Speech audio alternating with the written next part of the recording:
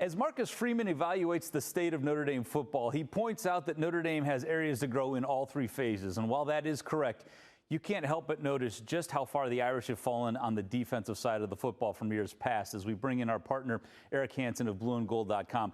Eric, the numbers alone are staggering in terms of Notre Dame's pass defense from a year ago to now. It's not simple to fix where this has fallen, but where should they start?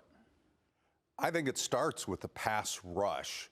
I think the better pass rush you have in Notre Dame is almost at the bottom of the FBS in sacks and tackles for loss. I mean, 3 from the bottom.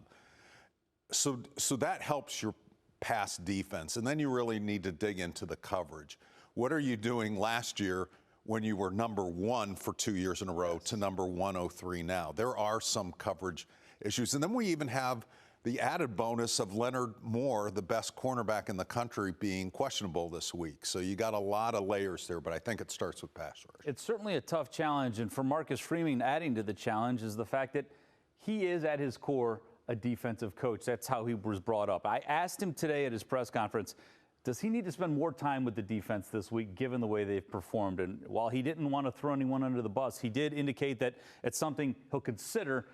Do you think that's something that he should do?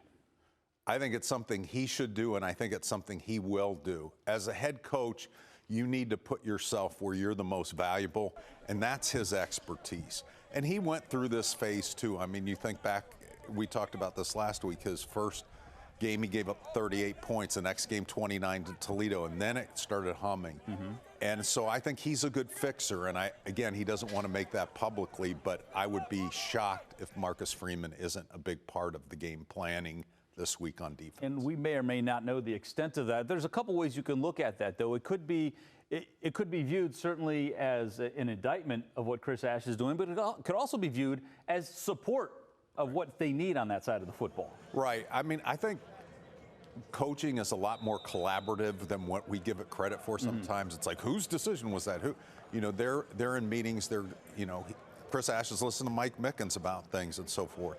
And as long as you don't have somebody like Brian Van Gorder who dug his heels and says, it's my way, I think you're going to come to a better solution. But we need to start to see that incremental improvement this week against Purdue. The other thing that I think will be interesting this week is just how Notre Dame handles big picture the fact that they're 0-2. Marcus Freeman mentioned in his press conference that this is when your true leaders show. When it's easy to be a leader when things are going well. It's much harder when there's adversity.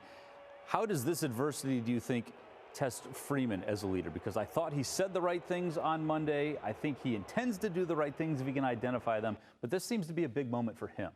I think it is a big moment for him, and it's been a moment that he's faced a few times. He started out 0-2 in his first year. He had the Northern Illinois loss last year. He walked in and he wasn't biting people's heads off in the press conference. He was, okay, I need to be a leader. I need to give my best ideas, and the best of me is going to come from me being even-keeled and giving the best answers instead of emotional knee-jerk answers like firing everybody. Now, maybe later on you may want to do that, but in week 3 you don't. We will find out at 3:30 this Saturday if Notre Dame and Marcus Freeman are able to find some of those answers. That's when the Irish take on in-state rival Purdue. You can read more of Eric's stuff anytime at blueandgold.com, and we will have much more with both the Fighting Irish and the Purdue Boilermakers all this week here on WSBT-22. Back to you. I'm Pete Byrne from WSBT-22 News.